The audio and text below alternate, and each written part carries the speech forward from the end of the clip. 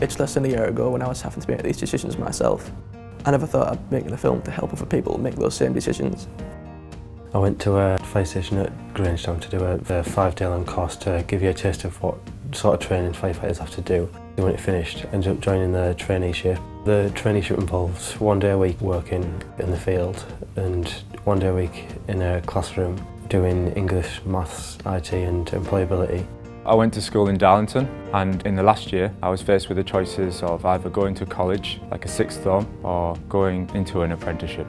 I work on a project called the 100,000 Genomes Project, and basically on a day-to-day basis I go out and consent patients onto the project and take their blood samples, and then that gets sent off for their DNA testing.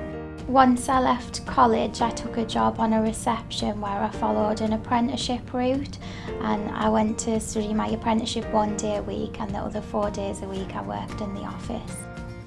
I decided that I'd go on to college and study BTEC Media. I came across the High Tide Foundation, which got me on to do a week's work experience with Ithaca Films, and I got offered to stay on there, have an apprenticeship, so I chose to do that.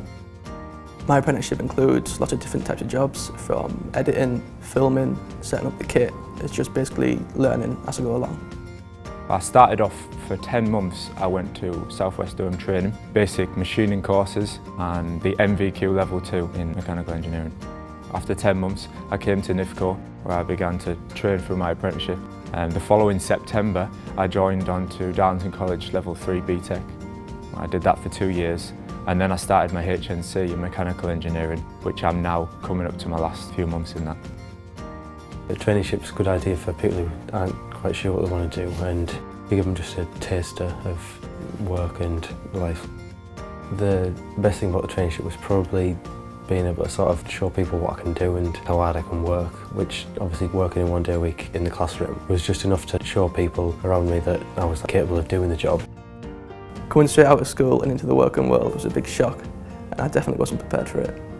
One thing that has surprised me is the amount of effort that goes into work and the hours that we film and the work that I do, but it's all worth it in the end, and it's great if you enjoy it.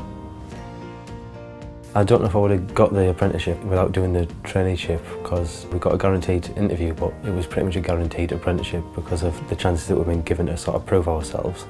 The traineeship gave me the chance to show people what I can do. I can work hard and I'm dedicated, reliable, and I can work with people or get the job done on my own.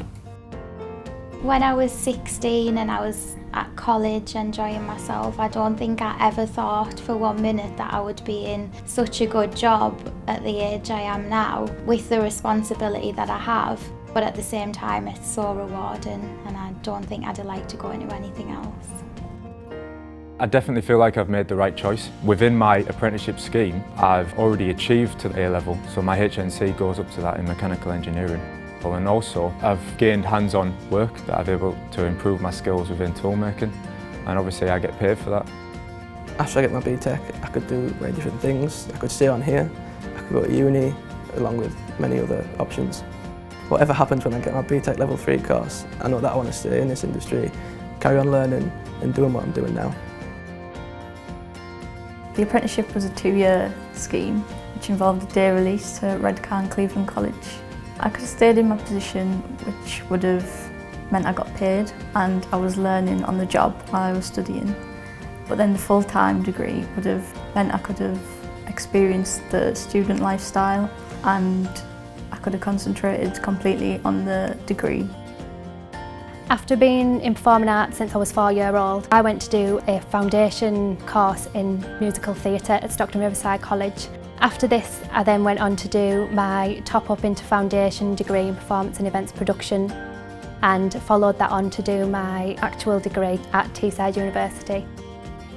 At school I studied the full range of the sciences, art, design, technology, and then went on at college to study maths, computing, electronics. When I was looking via UCAS at the various courses, I applied for things across that whole range and was accepted at a number of universities. At Teesside I ended up choosing around a course called visualisation. At school my favourite subjects were maths, physics and art. At the time I wanted to be an architect. However, I had a keen interest in maths and science. That's when I started considering civil engineering as an option. There was a combination of the technical aspects of computer graphics, so programming and web design, but also the creative side of things as well. So it was actually looking at drawing and storyboarding and then doing animation. Within my university course, we had to look at the management of the performing arts businesses and look into different art styles and research them and create projects about them. So although people may think that my CV says I'm a performing artist, the organisation skills that I have and the skills that you get from doing any sort of course is just second to none, really. University was really good fun actually. The first thing that was great was actually moving away and living and working away from where I've been brought up. What that really taught me was actually to work under pressure and to be able to work independently, answer a brief and work with teams, so we did a few team-based projects as well. I then went on to work at the university, so I got a job after studying at Teesside, working at Teesside in something called the Virtual Reality Centre. That gave me a few years of commercial experience. Interestingly, that had always been a bit of a plan that myself and a few of my colleagues at university had been discussing, was setting up a business. We'd also all agreed that it would probably make sense to go and get some industry experience first. I heard about a programme called Prospect, which was run through the Job Centre and South Tees Hospitals. This was an opportunity for me to get work experience in a hospital setting and in administration as well, which is the route that I wanted to take. This programme was for 14 weeks and it was voluntary for 30 hours a week. In that time, I managed to gain valuable experience that I wouldn't have gained anywhere else. I was lucky enough to gain employment within the therapeutic care team, which support patients on enhanced observation throughout the trust. And we now have 300 plus volunteers which are on the wards currently providing therapeutic care to our patients. My position has helped me develop much better communication skills. It involves dealing with people at all levels. When I first started my position, I was the only girl on the team. At first it was intimidating. As I gained experience, I gained more confidence and I felt comfortable and accepted as part of the team.